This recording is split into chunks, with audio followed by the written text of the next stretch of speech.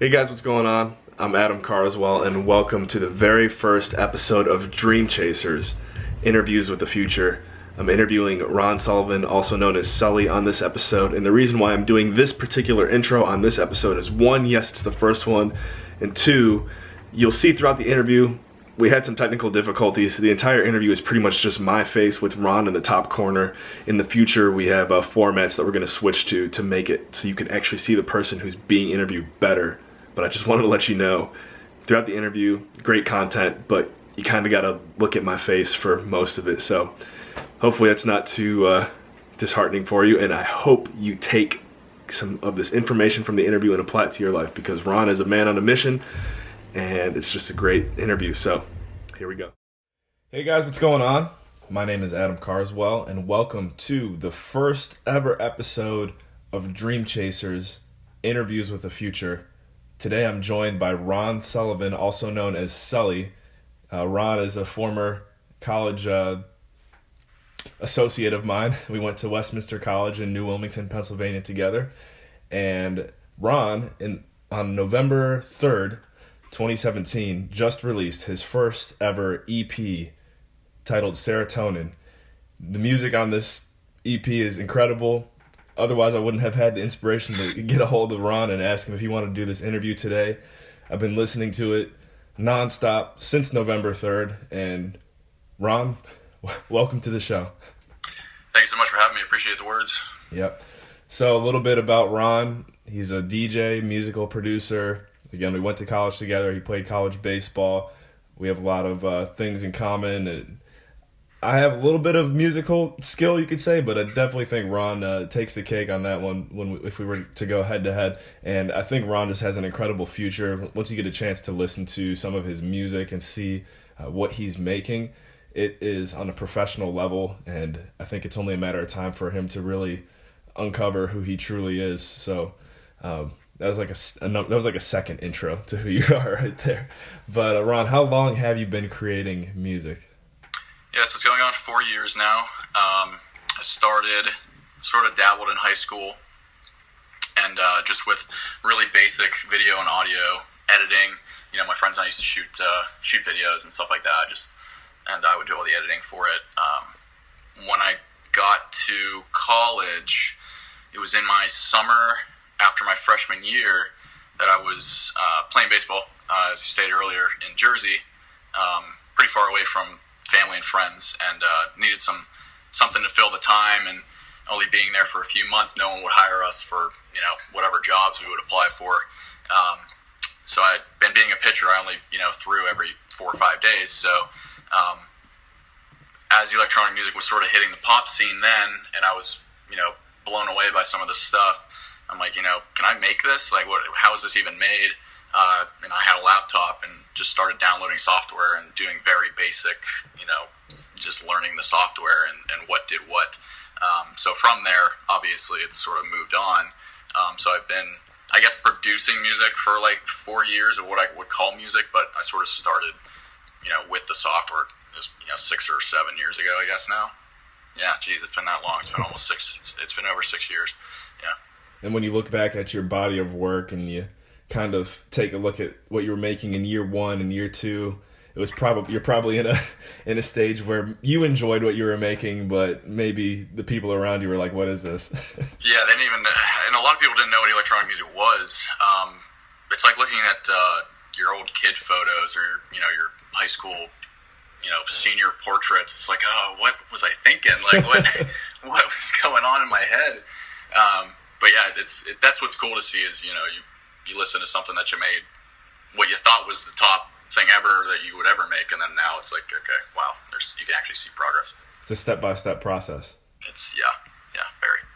So when did you start to realize and start to think, okay, I enjoy this enough, and I think I'm good enough to take it to that next level, to kind of come out with your stage name, to really become a DJ, a producer, release the EP, everything? When did you decide, okay, let's do this? Yeah, it was let me see, about 2 years ago probably. I reestablished a sort of a name and a presence. And then that was sort of the time when I was starting to get, hit up by friends and family, like, oh, you're getting a lot better. It's like the pat on the back kind of thing. So that was cool. And then from there, I'm like, oh, maybe there's something here.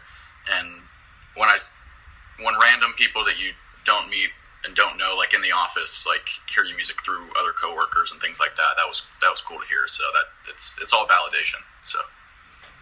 Right. So the more and more people affirming to you, like, hey, this is pretty good. That's when you're like, yeah, let's do it. And it was important for people that I didn't really know or wasn't really close with to say that, because they don't have to say that. They don't have to approach you and say those words, but it's nice when they do, because it's true. So nice. So what's your why? Would you say is the reason why you produce music? So it started out as a hobby, and it still is, I guess, a hobby, but just to do. And there wasn't really a reason for it in the beginning.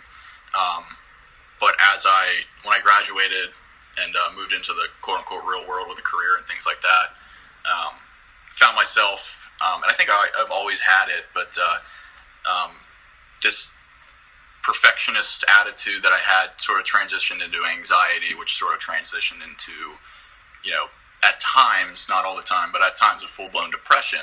And what I found was that I'm not very good at talking to people about it when I should, like in the moment. I can sit here and converse, like, after the fact, like, hey, this is what this is and this is what this feels like. So the music became my way of expressing in real time what I was feeling as an outlet. So as you can put two and two together, and, the serotonin is, a key symbol within the mental health community, which in the past month I've learned. I sort of just had the idea, and I'm like, oh, this is actually a prominent, symbol within this community, which was super cool to see. And right. I've had multiple people reach out and say, I really, love what you're doing. I love what, trying to be an advocate of sorts for this. And but you were so like, that's my why now. It's a prescription. It's but not when you came out with the album art, you were kind of like, oh, like you didn't even realize that you were becoming an advocate. I didn't know. Someone approached me. Someone shot me a Facebook message, and they're like, hey, I noticed, it's serotonin. I'm like, yeah, it's, it's a key, it's my release of serotonin, for this anxiety. Like, that's a prominent symbol. Like, and I'm like, no, I had no idea. Like, people have like necklaces and like bracelets with it. I'm like, oh, this is awesome. Like, so. Great. What would you say are some of the downsides and also some of the positives of being now in this musical space? I'm sure it's a little bit different to some other industries. Yeah, it is. It's definitely super saturated. So a downside is it's very hard to get your name out there. Earlier on in the industry, if you were writing something relatively creative, it was going to have an audience and be breakthrough.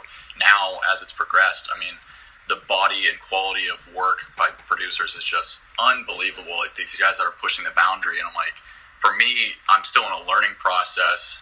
So to break ground while still learning is extremely difficult. But when someone does hear it and says, hey, this is unbelievable to me, like that's all worth it. I mean, if Deadmau5 says, if you can inspire one person with your music, then it's all worth it. And I totally agree with that. It's super validating to hear that. So that's an upside, is you can inspire someone from across the globe that you've never met and get a message or a SoundCloud message about it, and that's super awesome. Downside, saturated market, but I think it's like that with a lot of creative industries. So when someone sends you a fire emoji, that's a big one. Yes, that is the ultimate compliment. Spam me with more fire emojis, because I get more than I can, even fathom from Instagram bots. But it's fine. Keep doing it. I love all of them. You collect fire emojis. I do. What is your Twitter, Instagram, Facebook? What are your handles, so that way people can go? Oh, yeah. So Facebook.com/Sulli Music, Twitter.com/ is it Sulli Tweets? Yeah, super on brand. Instagram is Sulli Music, and Snapchat is Sulli Music. So I post a lot of previews on both Instagram and Snapchat. So if you're interested in hearing what I'm working on, I highly encourage you to follow me. Or you may get snaps of me drunk out with my friends. So it's a win-win, really. They get to see the real you. Yeah, the real me. Yeah. And we'll include in the description the links to those for anyone who wants to follow up and keep up with Sully. But thanks for putting that out there for the listeners. What Ron, what DJs would you say? I know you just mentioned deadmau5. Is there any other DJs or producers that you really feel inspire you, or you kind of want to be like one day? Obviously, you want to maintain your own brand and be your own person, but who is your inspiration in the industry? Yeah, so guys that are breaking ground and just making stuff that you look at and you're just like, I don't even know how you came up with this idea, but guys like Don Diablo, who he started out, not even started out, I mean, he's been making music forever. His style has changed, though. Yeah, right. So he started out in this really underground techie stuff, and then sort of him and guys like Oliver Heldens sort of innovated this future house sound, which inspired me about house music in general, because it stayed true to the classic sound, but it was still something you can play out, at a festival, it's this fantastic hybrid genre that I love. So guys like that are pushing the boundary, and always have to shout out Carlos Sid from California, writing just awesome. His remixes are awesome, his original work's awesome, but it's all like, a lot of his stuff is 90s, like R&B inspired, so you'll hear like a TLC vocal in there, like, oh, this is like, it smashes the party every time I play stuff like that out. Nice. So and I love Don Diablo, by the way. He's coming to DC in February. Unfortunately, I won't be able to make the show, but if you do come down here, you've got a place to stay, and I know my brother and roommates will take care of you. Speaking of my brother, actually, I do want to give Paul some credit here. Paul was the one who really kept me up to speed with what you were working on with the Sully brand, and he was like, "Hey, yeah," he's like, "You talked to Ron at all lately? Or you been following my Instagram or anything?" I'm like, "No, I'll get to it though." And then once I think I like just added you on Snapchat. I'm like, all right, yeah. Ron is on a mission, and I love it. So, yeah, I don't stop. That's great. What would you say you do for inspiration? Obviously, you get some of your inspiration from fire emojis and people patting you on the back, but how do you motivate yourself? Where's that inspiration? Yeah, I mean, I'm not obviously the biggest guy, but I found that going to the gym 4 days a week is it kickstarts a dopamine response, which I need. But two, my best day this is a normal day for me. Which looking back on it, I'm like, this is just normal, but it's like, it's a ridiculous thing. In the office, 7:30 until 5:30, sometimes 6-ish normally. Leave there, go to the gym. There till 7:30 or 8, and then I work on music until usually anywhere from after eating 8:30 to if I'm writing something good it's usually after midnight. So I mean, it's looking back, it's like this probably isn't healthy, but it's become normal, right? For me. But again, there's also nights where it's if I don't have something solid within the first 20 minutes, you have to learn how to toss it out and just start a new project. Otherwise, it's just sunk time. And you get a lot of inspiration from the wine that you drink too. Yeah. I write with wine, edit sober. So I'll have a bottle and write something new, and then the next day I'll mix it down and figure out if it's good or not. But it does help. I mean, it's not, it gets you outside your whatever was going on that day. I found a glass of Cabernet is like, all right, let's just relax and be creative for 3 hours. Yeah, that's a unique characteristic to have the wine inspiration, because I can say, I'm sure there's musicians out there, but in the electronic space, I think of guys that I like Dylan Francis or Love Dylan. Him and DJ Snake are boys. Diplo. Yeah. Actually, I wouldn't be surprised if Diplo drinks wine to get inspired, but yeah. But that's just like something unique to you. I would say I'd keep that. I think it could be a nice tweak to your brand as you grow. Yeah. Where do you see yourself musically in 3 years? I know you were just talking about the 9-to-5 job and wow, I mean, that for me personally, that brings back memories. Some of the things you're doing reminds me of myself. I remember days where I would be up at 4 a.m. and working on whatever till like midnight. But you, like you said, you get used to it.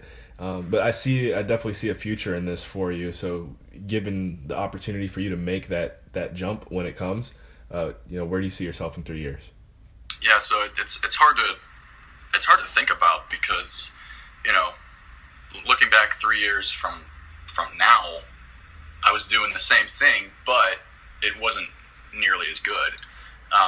So I think I'm at a point now where I'm like, all right, I can do something with this, but I don't know how I want to quantify that. I definitely want to play more clubs. The goal is to play under some people that really inspire me, and try to make some names, some networking in the industry. There's something I love about being like an opening DJ, because you're not, number one, half the people don't know who you are, which I love because it's just who I am. But you can I love playing. What I love playing out is like just a good house set. Just like, all right, if people are moving around and getting warmed up, then there's something I love about that. So in order to do that for a couple years would be pretty cool. Okay. Yeah. So next few years, ideally, you like to open for some bigger guys. Yeah, open for some guys. Like who? Maybe. Like who? I think it depends which way I take what I write next. I think what I just released was sort of it's all house, but it's all subgenres of house. So if I go through the list, There For Me is, I don't think there's a track out there like it. I've never, dude. There For Me is great. I wrote it, and looking back on it now, I'm like, this is house, but I can't, like, when I was searching for labels to send this stuff to, I'm like, I'm not even going to, because I'm just gonna do this myself, because I can't put into, like, say, so there's a few on there, like, there's a bassy house track, like, that's within a genre, but like, There For Me, that opening track, I wrote that top line, or I had the chord progression, I wrote that top line, I'm like, I can't even put it into words, like, what it is. It's house, but it's not house, it's kind of progressive. So it depends where I take it. If I keep writing, bassier house stuff, then guys like Chris Lake are, super, just fantastic groove writing DJs. Right. And you can't play that stuff out and not move to it. But if I go like a more progressive, future-y house route, then, there's, like you said, like there's guys, writing within that genre. Guys like, maybe not Don Diablo specifically, he plays in Europe a lot, but, guys with like that. It depends where you take your music. You want to stick within what you write, so that you're not playing out random stuff to people that are there to see a different genre. Right. Yeah, There For Me, for the listeners, I'm gonna include links to all of Ron's music. You gotta listen to There For Me. I told him, like, as soon as I heard that, I was actually listening to it before we got on this call, and that I sent Ron, I think I sent him some fire emojis, and yeah. I was like, dude, I can just imagine myself like listening to this song on a yacht and like just wearing like all white, just kind of like a DiCaprio type of scene, Mediterranean Sea, just like, this is it, like I made it. Like that is one of those songs where you just like, it's so it's like a sensual song too, like it just makes you feel some type of way. So yeah, so I wrote it, which is strange. Like I'm glad you get that vision, because I wrote it I think wearing all black. After I wrote it at like 3 a.m. actually. And after, oh God, I think I was out with a friend or something, and it was a bad night. Just leave it at that.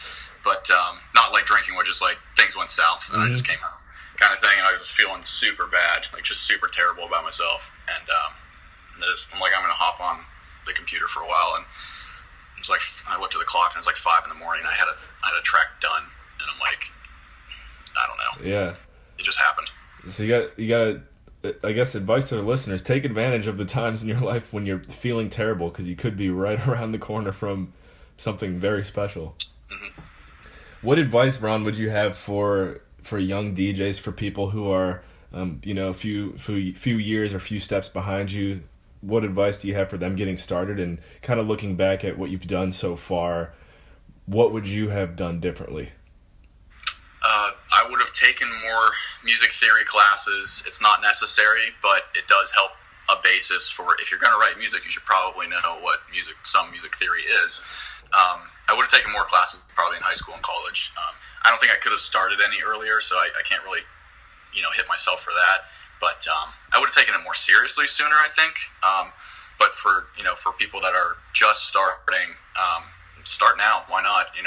If you have a laptop and a pair of headphones, you can make music nowadays, and it's all 99% of the stuff you can do for free. So what's stopping you other than your own either time or motivation? Right. Music theory. Did you at any? I guess what part of your? Sorry, I'm stuttering here. What part of your career did you realize that you needed to, or that you wish you did that? Like, what was the reason why you thought that you could have benefited from that? I wrote a remix of something in college and put it on SoundCloud. It was like the second thing I ever uploaded. It got like tens of thousands of listens. And I looked back on it a year later, and it was not in the same key of the actual vocal.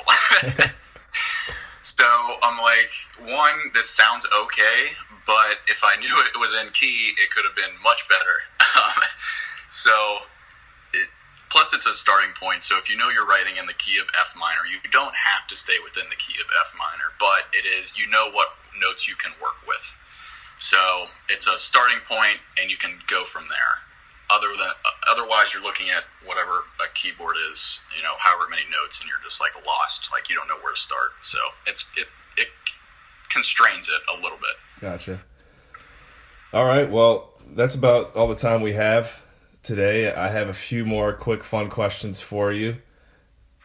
Ron, what is your favorite cereal? We'll go with Cocoa Pebbles, and that's probably a terrible answer for most people, but there's something I love about them. I think it's after the fact, after you eat them. You're like, oh, now I have a bowl of chocolate. So. Yeah, definitely. What's your favorite candy bar? It's a Reese's Cup. You can't go wrong with peanut butter and chocolate. Right. It's the best. So you are a chocolate guy? Yeah, I am. I do like it a lot. With your wine? Yes. Like red wine and chocolate. It's the best. What's your favorite pop, your favorite soda pop? Yeah, sort of. Sugar is poison, but I still have it a lot. But I'm a big Captain and Coke guy, especially in the winter, so probably a Coke. There's something good if you haven't had a Coke in a while. Like, if you're a big pop drinker, go without soda or pop for 30 days, and then have a glass of ice cold Coke, and you're like, oh god, this is so good. Because you don't know what you're missing, and then you have it, it's like, oh jeez. Right.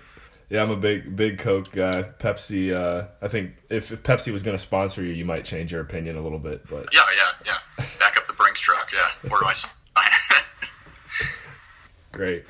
All right, Ron, well, thanks for being here on our first ever episode of Dream Chasers. Everyone watching, thank you for watching. You can get all of the information for SULLI music in the description below. Make sure you subscribe to our channel and his channel. And remember, in all you think, say, and do, take it to the next level.